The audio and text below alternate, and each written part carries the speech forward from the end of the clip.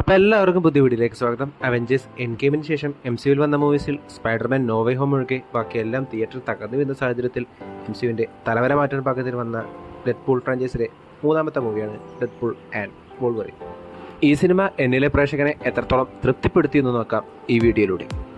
Marvel cinematic യൂണിവേഴ്സിലെ unique and funny ക്യാരക്ടേഴ്സിലൊന്നായ Ryan Reynolds ചെയ്യുന്ന ഡെഡ്പൂളും അതേപോലെ ഐക്കോണിക് ക്യാരക്ടേഴ്സിലൊന്നായ ഹ്യൂഗ് ജാക്ക്മാൻ ചെയ്യുന്ന വോൾവറിനും ആദ്യമായി ഒന്നിക്കുന്നു എന്ന സിനിമയുടെ അനൗൺസ്മെന്റ് മുതൽ കീപ്പ് ചെയ്ത എക്സൈറ്റഡ് സിനിമ കഴിയുന്നതുവരെ വളരെ എൻ്റർടൈനിങ് ആയി മെയിൻറ്റെയിൻ ചെയ്ത് എന്നതാണ് ഈ സിനിമയുടെ ഏറ്റവും വലിയ പോസിറ്റീവായി എനിക്ക് കാണാൻ സാധിച്ചത്.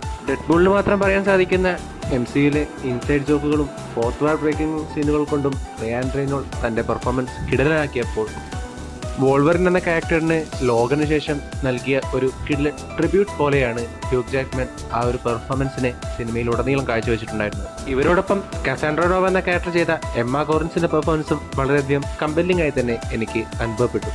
കൂടാതെ അൺഎക്സ്പെക്റ്റഡായി വന്ന കുറേ ക്യാമിയോസും സിനിമയുടെ മാറ്റു കൂട്ടുന്നതിൽ വളരെയധികം പങ്കുവഹിച്ചു എന്ന് വേണം പറയാൻ. അതേപോലെ തന്നെ MCUവിൽ കുറേ കാലങ്ങളായി കേട്ട ഒരുപാട് പഴികൾക്കുള്ള മാറ്റിപ്പറച്ചിലാണ് ഡെഡ്പൂൾ ആൻഡ് വോൾവറിൻ എന്ന ഈ സിനിമ.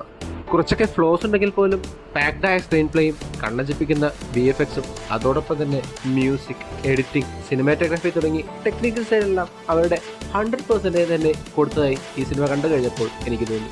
കൂടാതെ തുടക്കത്തിലുള്ള ആക്ഷൻ സീക്വൻസിൻ്റെ സ്റ്റേജിങ്ങും സ്ലോ മോഷൻ ഷോട്ടിലെ ഫ്രഷ്നെസ്സും സിനിമയിലേക്ക് പെട്ടെന്ന് തന്നെ പ്രേക്ഷകനെ ഇന്നാക്കാൻ സഹായിച്ചപ്പോൾ ബാക്കിയുള്ള ആക്ഷൻ സീക്വൻസുകളിൽ ആ ഒരു ഫ്രഷ്നെസ് നിലനിർത്താൻ സാധിച്ചില്ല എന്ന് വേണം പറയാൻ.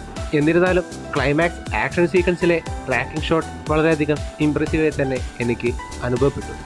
അവസാനമായി സിനിമയുടെ USP ആയ ഡെഡ്പൂൾ ആൻഡ് വോൾവറിൻ്റെ കെമിസ്ട്രി കിടലായി തന്നെ വർക്കൗട്ടായപ്പോൾ ഈ വർഷത്തെ മികച്ച തിയേറ്റർ എക്സ്പീരിയൻസ് സമ്മാനിച്ച സിനിമയായി മാറി ഡെഡ്പൂൾ ആൻഡ് വോൾവറിൻ. എല്ലാവരും ഈ സിനിമ തിയേറ്ററിൽ തന്നെ പോയി കണ്ട് എക്സ്പീരിയൻസ് ചെയ്യണമെന്ന് പറഞ്ഞുകൊണ്ട് ഈ വീഡിയോ ഞാൻ അവസാനിപ്പിക്കുന്നു. വീഡിയോ ഇഷ്ടപ്പെട്ട ചാനൽ സബ്സ്ക്രൈബ് ചെയ്യുക. അപ്പോൾ മറ്റൊരു വീഡിയോയുമായി വീണ്ടും കാണും വരെ goodbye.